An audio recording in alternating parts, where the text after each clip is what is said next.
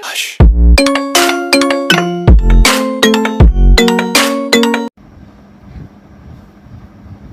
Morning students,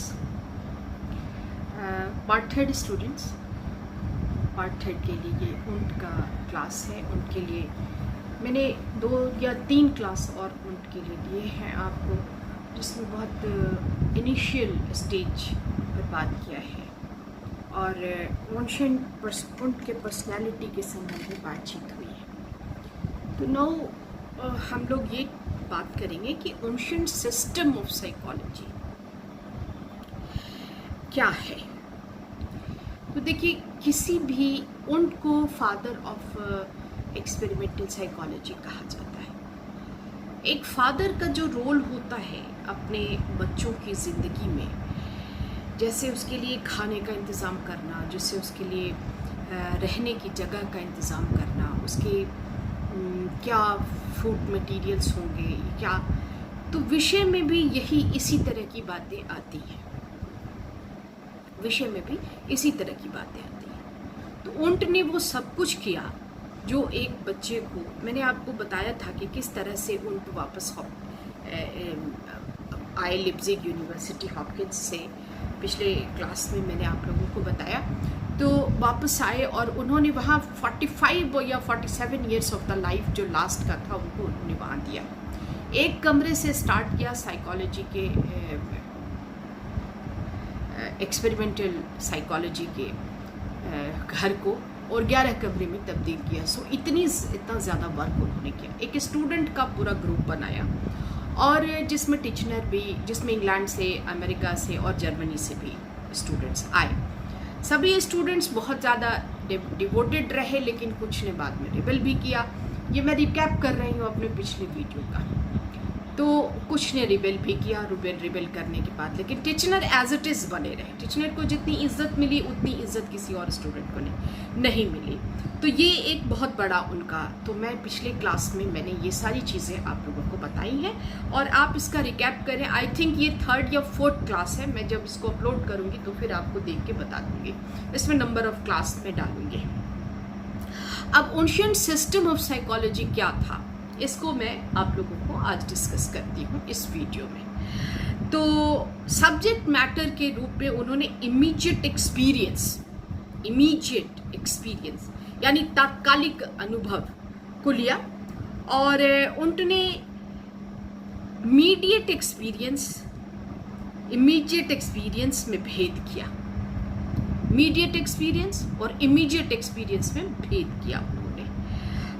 और ये जो इमीडिएट एक्सपीरियंस है वो फिजिक्स का सब्जेक्ट था, लेकिन वहाँ से उसको साइकोलॉजी के लिए उन्होंने उठाया था, चूँकि उन्होंने फैक्नर को भी बहुत इम्पोर्टेंस दिया और ऐसे हर विषय का स्वागत किया मनोविज्ञान के क्षेत्र में, जो मनोविज्ञान के लिए उन्हें आवश्यक लगा। तो यहाँ पर उन्होंने इमीडिएट एक्सपीरियंस और इमीडिएट एक्सपीरियंस में भेद किया। इमीडिएट एक्सपीरियंस के संबंध में कॉन्शियस एक्सपीरियंस, इमीडिएट एक्सपीरियंस को कॉन्शियस एक्सपीरियंस जो साइकोलॉजी का विषय माना गया और जिसके अंदर इंटरनल एंड एक्सटर्नल दोनों एक्सपीरियंस रहते थे। किस चीज़ को किया? इमीडिएट, तात्कालिक अनुभव को उन्होंने साइकोलॉजी का विषय माना। तो मेथड्स ऑफ साइकोलॉजी के रूप में उन्होंने इंट्रोस्पेक्शन मेथड, बोरिंग के अनुसार उनशन साइकोलॉजी के सब्जेक्ट मैटर, ये तो एज इट इज़ लाइन पर लेना पड़ेगा कि बोरिंग के अनुसार उनशन साइकोलॉजी के सब्जेक्ट मैटर तथा स्टडी मेथड की व्याख्या अलग अलग नहीं की जा सकती है। जो एक्सपीरियंस करते हैं उसी को बोलते हैं। तो दीज थिंग्स आर इमीडिएट, जो हमारा अनुभव है उसी को हम लोग आगे भी बोल देते हैं, मतलब इंट्रोस्पेक्टिव मेथड पे भी। तो मेथड एंड सब्जेक्ट मैटर में कोई डिफरेंस बहुत ज़्यादा बोरिंग के अनुसार नहीं है। ये बात बोरिंग ने कही अपने स्टडी में, या उनका जो ये था क्रिटिसिज्म था उसमें किया था। तो उसको सब्जेक्ट मैटर और स्टडी मेथड में व्याख्या अलग अलग नहीं की जा सकती है, क्योंकि जब स्टडी मैटर इमीडिएट एक्सपीरियंस या कॉन्शियस एक्सपीरियंस होगा तो मेथड भी इमीडिएट होगा। मेथड भी इमीडिएट ऑब्जर्वेशन अथवा इंट्रोस्पेक्शन ही होगा. So the things are same. मैं इसको पूरी तरह से आप लोगों को समझाऊंगी. So I sorry for the interruption students. तो मैं ये बताना चाह रही थी कि बोरिंग ने कहा कि एंशिएंट इंट्रोस्पेक्टिव मेथड जो उन्होंने लिया, अंतर्निरीक्षणात्मक विधि और कॉन्शियस एक्सपीरियंस, दोनों में कोई बहुत फर्क नहीं है. हम इंट्रोस्पेक्शन में वही बातें करते हैं जो हम इमीडिएट एक्सपीरियंस में यानी तात्कालिक अनुभव में अपने अनुभव में लाते हैं. तो ये चीज़ उन्होंने बहुत साफ कर दी. और इंट्रोस्पेक्शन मेथड उन्ट ने फिजिक्स तथा फिजियोलॉजी से लिया. ये बात भी बहुत स्पष्ट होनी चाहिए कि उन्ट ने इस मेथड को कहाँ से लिया. तो फिजियोलॉजी, जहाँ हम शरीर क्रिया शास्त्र, फिजियोलॉजी शरीर क्रिया शास्त्र, और शरीर क्रिया शास्त्र में ही इंट्रोस्पेक्टिव मेथड था. और फिजिक्स में भी प्रतिवेदन ही लिखा करते थे और इंट्रोस्पेक्ट ही भी करते थे. क्या फील कर रहे हैं. फेक्नर ने 3 सालों तक स्टार्स के मूवमेंट्स को देखा और बहुत सारी चीज़ों को ऑब्जर्वेशन किया. और ऑब्जर्वेशन करने के बाद उन्होंने, तो वहाँ भी इंट्रोस्पेक्टिव मेथड ही था, फिजिक्स में भी और फिजियोलॉजी में भी. तो उन्ट ने वहीं से इंट्रोस्पेक्टिव मेथड को लिया था. और लाइट स्टडी, ये जो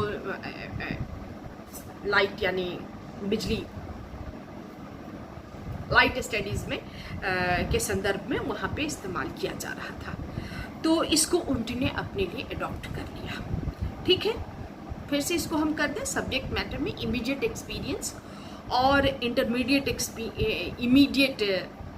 एक्सपीरियंस और मीडिएट एक्सपीरियंस. तो इमीडिएट एक्सपीरियंस को उन्होंने अपने साथ रखा. थोड़ा गड़बड़ लगे तो आप हमसे फिर से सवाल पूछिएगा, लेकिन हम इसको लास्ट में पॉइंट वाइज कर देंगे और बहुत साफ सुथरा कर देंगे. समझाने में थोड़ा सा लगता है वक्त. तो उन्ट के इंट्रोस्पेक्शन को देखने से ऐसा लगता है, लोगों ने कहा, इस पर बातचीत हुई और प्रकाश के अध्ययन में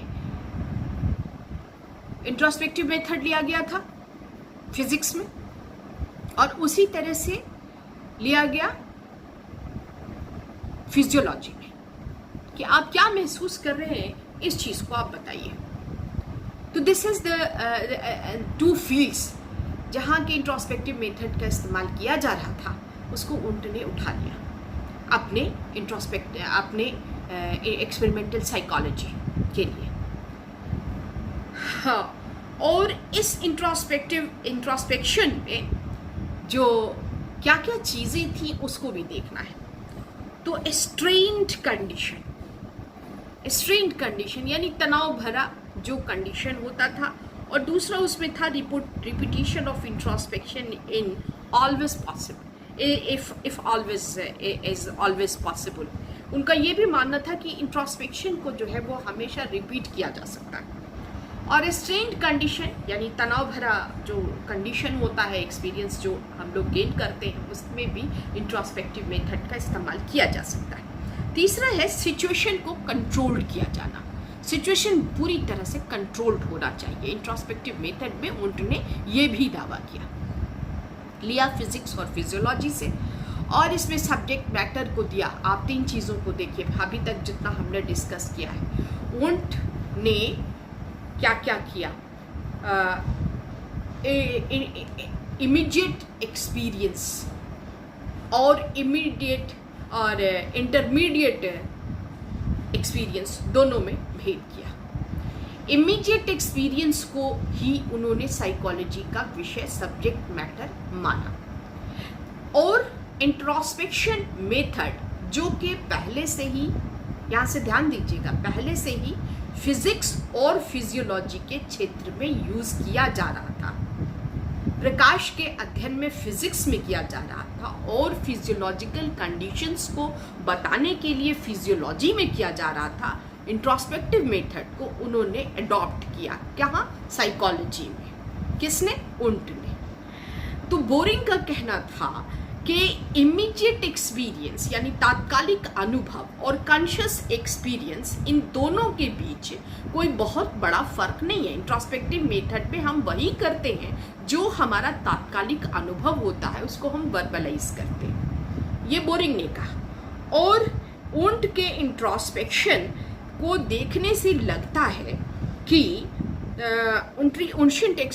इंट्रोस्पेक्शन को देखने से लगता है कि स्ट्रेन्ड कंडीशन, जहाँ के तनाव भरा यानी थोड़ा स्ट्रेन्ड जो कंडीशन है उसको वो वहाँ पे बोलना चाहते, वो उन्होंने रखा उसके क्षेत्र में। और दूसरा, repetition of the introspection is always possible, ये भी बात वो मानती कि इंट्रोस्पेक्शन हम कभी भी कर सकते हैं, रिपीट कर सकते हैं, हम एक अनुभव को बार बार जो है वो बता सकते हैं। तो ये भी एक चीज़ थी। और दूसरा, सिचुएशन को कंट्रोल, ये थर्ड पॉइंट था इंट्रोस्पेक्टिव मेथड का, वो था कि जो सिचुएशन है यानी जो परिस्थिति है उसको हमेशा हम नियंत्रित कर सकते हैं, ऑलवेज द कंट्रोल्ड सिचुएशन। ये डायनेमिक ह्यूमन बीइंग पर अध्ययन करने के बावजूद उन्होंने इस बात का दावा किया कि कंट्रोल्ड सिचुएशन को हम कर सकते हैं, नियंत्रित कर सकते हैं। और इंटरनल इंट्रोस्पेक्शन में पूरी जानकारी रहती है, जानकारी रहती चाहिए कि इंट्रोस्पेक्शन कब शुरू होना चाहिए। ये भी जानकारी रखना हमारे लिए बहुत ज़रूरी है कि इंट्रोस्पेक्शन कब शुरू होना चाहिए, कब हमको सवाल का जवाब एग्जैक्टली देना चाहिए। तो ये सारी चीज़ें इंट्रोस्पेक्शन में आती हैं। अब फिजियोलॉजी में सेंस ऑर्गन्स के अध्ययन, ये भी चीज़ जो उन्होंने मानी कि फिजिक्स में, एक तो फिजिक्स के लाइट के इस पर था, दूसरा फिजिक्स फिजियोलॉजी से कैसे लिया, तो फिजियोलॉजी में सेंस ऑर्गन्स के अध्ययन का अध्ययन के क्रम में इंट्रोस्पेक्शन मेथड का उपयोग हो रहा था। इंट्रोस्पेक्शन मेथड का उपयोग हो रहा था किस चीज़ में? सेंस ऑर्गन्स के अध्ययन के क्रम में। तो इतनी सारी चीज़ें उन्ट ने अपने मेथड में बताई और अपना उन्शन सिस्टम ऑफ साइकोलॉजी में आया। और उसके बाद उन्ट इन सभी चीज़ों को जोड़ के, जो अंतिम लाइन में इस वीडियो में कहना चाहती हूँ कि उन्ट प्योर एक्सपेरिमेंटल साइकोलॉजी बनाना चाहते थे, इसीलिए उन्होंने इमीडिएट एक्सपीरियंस, तात्कालिक अनुभव को लिया और इंट्रोस्पेक्टिव मेथड जो कि फिजियोलॉजी में सेंस ऑर्गन्स के अध्ययन के क्रम में यूज़ किया जा रहा था, इस्तेमाल में लाया जा रहा था, और वहीं पर फिजिक्स में लाइट के अध्ययनों, प्रकाश के अध्ययनों के क्रम में इस्तेमाल किया जा रहा था। इन दोनों की जगहों से उन्होंने इंट्रोस्पेक्टिव मेथड को उठा लिया और उनका कहना था कि इंट्रोस्पेक्शन में ऐसा होना चाहिए, इंट्रोस्पेक्टिव मेथड से हम बार बार एक ही अनुभव का प्रतिवेदन ले सकते हैं, यानी हम इंट्रोस्पेक्ट कर सकते हैं, दूसरे की सिचुएशन को बहुत ही कंट्रोल किया जा सकता है। और तीसरा ये कि आंतरिक जानकारी कब शुरू होनी चाहिए, कहाँ से हम जहाँ से चाहें वहाँ से हम इंट्रोस्पेक्शन मेथड में रिपोर्ट्स कर सकते हैं, इंट्रोस्पेक्ट कर सकते हैं, अंतर्निरीक्षण कर सकते हैं। और repetition of introspection is always under the control of experimenter, ये भी बात उन्होंने मानी। और स्ट्रेन्ड कंडीशंस में उन्होंने कहा कि हम इसको इस्तेमाल कर सकते हैं। अब आइए हम लोग थोड़ा सा और आगे बढ़ते हैं, वैसे वीडियो काफ़ी लंबा होता जा रहा है। उन्ट ने फिजियोलॉजिकल एक्सपेरिमेंट्स को अपने विज्ञान में मान्यता दी। हम सिर्फ पॉइंट सब बोलेंगे। उन्ट ने फिजियोलॉजिकल शरीर क्रियात्मक जो भी प्रयोग हो रहे थे उसको अपने मनोविज्ञान में मान्यता दी। दूसरा पॉइंट, उन्ट ने इंट्रोस्पेक्शन तथा फिजियोलॉजिकल दोनों प्रकार के स्टडीज को एक्सपेरिमेंटल रखने पर बल दिया। किस चीज पर? इंट्रोस्पेक्टिव यानी अंतर्निरीक्षणात्मक तथा शरीर क्रियात्मक दोनों प्रकार के स्टडीज, अध्ययनों को एक्सपेरिमेंटल माध्यम यानी प्रयोगात्मक रखने पर बल दिया।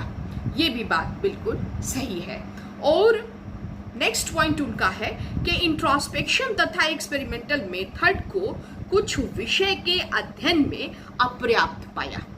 क्या चीज हुई? कि इंट्रोस्पेक्शन तथा एक्सपेरिमेंटल मेथड को कुछ विषयों के अध्ययन में उन्होंने पर्याप्त एडिक्वेट नहीं पाया, जैसे हायर मेंटल प्रोसेस में उन्होंने इंट्रोस्पेक्शन को बहुत यूजफुल नहीं माना। उन्होंने लैंग्वेज, कस्टम, कल्चर, इंस्टीट्यूशन आदि में हायर मेंटल प्रोसेस की उपज माना। किस चीज को? लैंग्वेज, कस्टम, कल्चर, इंस्टीट्यूशन आदि को हायर मेंटल प्रोसेस की उपज माना और इसे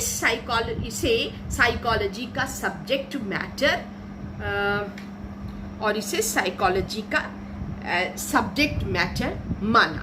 उन्होंने इस चीज को किस को लैंग्वेज, कस्टम, कल्चर, इंस्टीट्यूशन आदि को हायर मेंटल प्रोसेस की उपज माना और इसे साइकोलॉजी का सब्जेक्ट मैटर माना उन्होंने। लेकिन इनका अध्ययन न तो इंट्रोस्पेक्शन से हो सकता था और न ही एक्सपेरिमेंटल मेथड से। ये बात भी बिल्कुल उन्होंने इस चीज को सत्य माना कि इसका एक्सपेरिमेंटल मेथड से भी हम अध्ययन नहीं कर सकते हैं और इंट्रोस्पेक्शन मेथड से भी नहीं कर सकते। इन स्टडीज के लिए उन्होंने ह्यूमन अचीवमेंट्स के हिस्ट्री एनालिसिस को आवश्यक माना। अतः उन्ट के अनुसार methods of psychology, 3 methods of psychology हैं: इंट्रोस्पेक्शन, फिजियोलॉजिकल एक्सपेरिमेंट और स्टडी ऑफ ह्यूमन अचीवमेंट। ये 3 जो विधि हैं अकॉर्डिंग टू उन्ट इसको माना गया।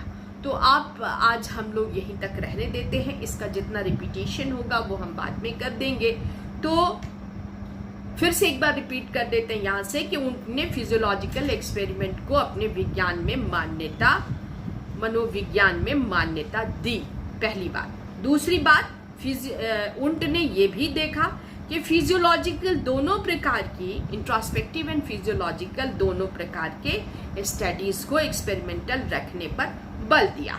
और तीसरा, उन्होंने इंट्रोस्पेक्शन तथा एक्सपेरिमेंटल मेथड को कुछ विषयों के अध्ययनों में पर्याप्त नहीं पाया, जैसे higher mental process, language, custom. Higher mental process में उन्होंने लैंग्वेज, कस्टम, कल्चर, इंस्टीट्यूशन आदि को हायर मेंटल प्रोसेस की उपज माना और इसे साइकोलॉजी का सब्जेक्ट मैटर भी माना। नेक्स्ट है, परंतु इसका अध्ययन ना तो इंट्रोस्पेक्शन से हो सकता था और ना ही एक्सपेरिमेंटल मेथड से। इन उद्दीपनों के लिए, इन स्टिमुलसेस के लिए उन्ट ने ह्यूमन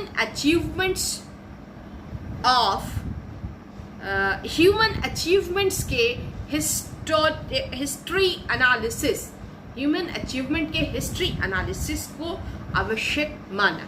अतः उनके अनुसार 3 मेथड्स हैं। मेथड्स ऑफ साइकोलॉजी में 3 मेथड्स माने गए। पहला, study of human historical achievement history, ये पता करना पड़ेगा।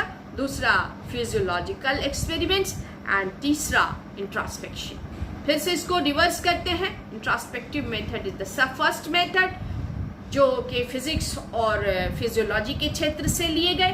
दूसरा, फिजियोलॉजिकल एक्सपेरिमेंट्स, जो कि आपको फिजिक्स के ही क्षेत्र से लिए गए।